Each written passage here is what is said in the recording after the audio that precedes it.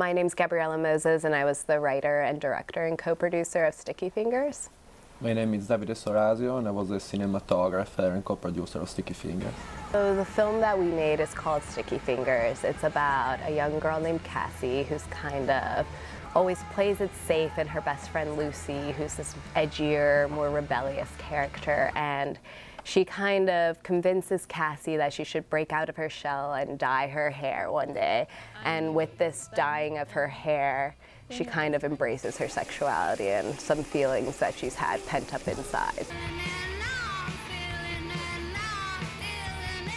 It's an exploration of youth, and it's a really fun film, and it was really fun to make. And I, for a really long time, wanted to make a punk rock music film. We really agreed on the vibe we were going for the movie, because it's, you know, it's like, I think it really fits like the Brooklyn underground music vibe, and like rebellion kind of like vibe that you can like see in Brooklyn. You and your fucking sticky fingers, man.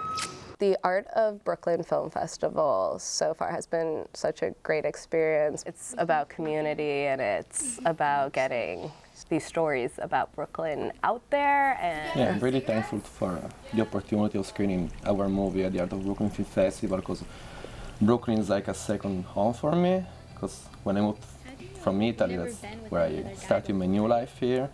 Yeah. And I really appreciate the sense of community that you can still feel in Brooklyn, even though it's a big place. So having the chance to screen my work to the community of filmmakers of Brooklyn, of which we are part, means a lot for me.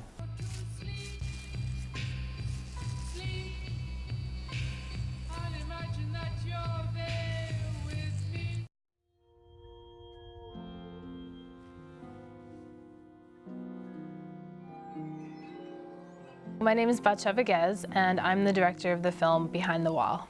The film is a magical realism story about a young injured dancer who escapes her old life and moves to this dilapidated apartment.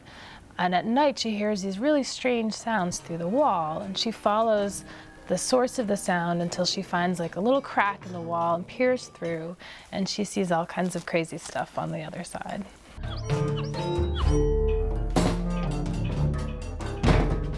And I was inspired by a lot of different things, by Brooklyn in general and how gentrification is affecting the senior citizen population of the city, and also just sort of the magic that you find in the history in the old communities in Brooklyn. Used to be that tenant stayed in the neighborhood for generations. Have to catch him. Now it's all you kids moving out.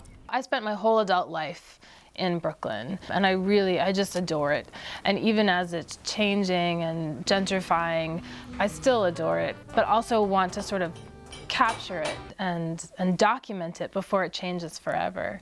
So this film was sort of inspired by just the magic that you see in these old Brooklyn brownstones, and the superintendent and his wife that's been there for 30 years. And I always, with my work, I just try to document the city before it changes, but in a fictional context and sort of a larger than life context. So it's not exactly as it is, it's just like a little bit different. I'm so excited to screen at the Art of Brooklyn Film Festival. I think it's a really wonderful fit for us. This is a film that just celebrates some of the strange, quirky magicalness of Brooklyn, and it sort of represents my love of Brooklyn, and it's just so wonderful to be at a festival that also celebrates a love of Brooklyn and a connection to Brooklyn. Listen, do you play chess? If you're not too busy, maybe we could play chess sometime. Maybe Sunday?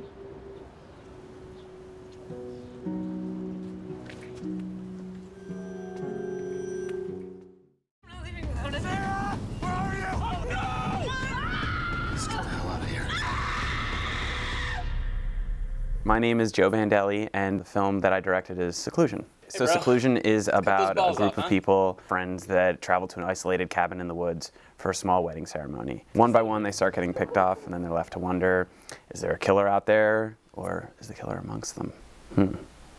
No one fucks with us.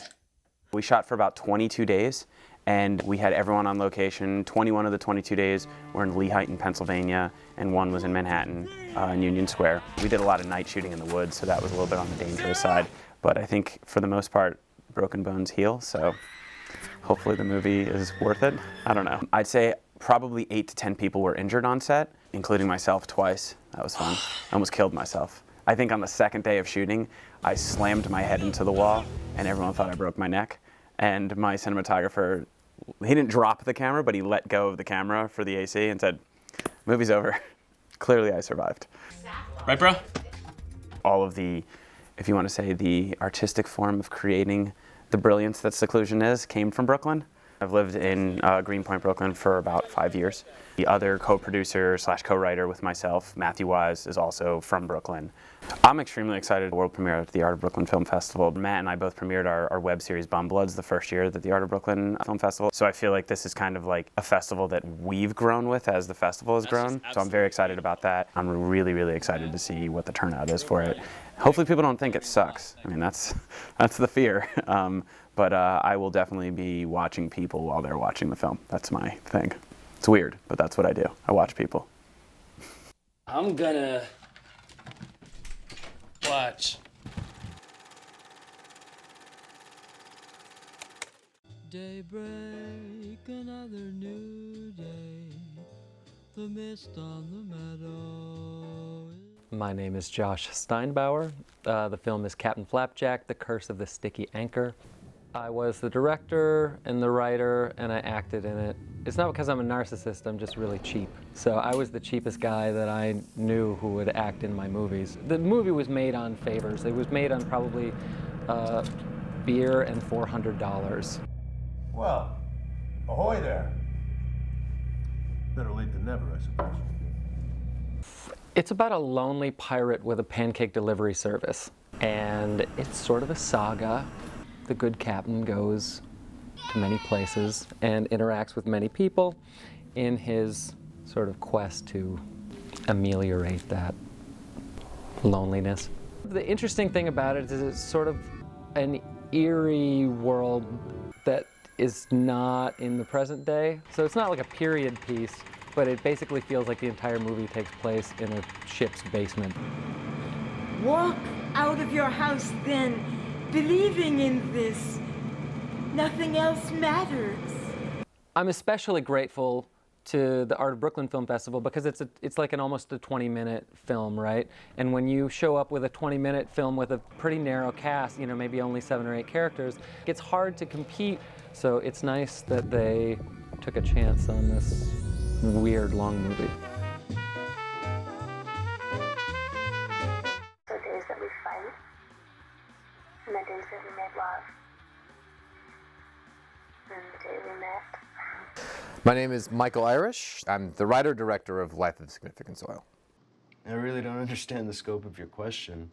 The film takes place in Brooklyn. It is a story of a young couple that's sort of forced to relive the last day of their relationship over and over again. I've jovially will call it a breakup love story. It's sort of an analog for how at the end of a sort of a relationship or a love that the ending sort of repeats itself over and over and over again, and you fall back in love and you fall out of love and you fall back in love until it's finally just sort of gone. When I wrote the film, I was going through a breakup, and I suppose that's probably where it came from. Next thing I know, like right when I start shooting the movie, I guess 2 years after I wrote it, I start in a new relationship, right? And then all the way down the line of shooting and editing, I go through a breakup again, right through. And so as I'm editing sort of like the end of the movie, she's like selling his clothes. And sure enough, I'm like looking for my coat. It's like in the winter, and my ex-girlfriend took all my clothes. And she didn't even know the ending of my movie. Yeah, it's very odd how that stuff can work out. They must exist somewhere.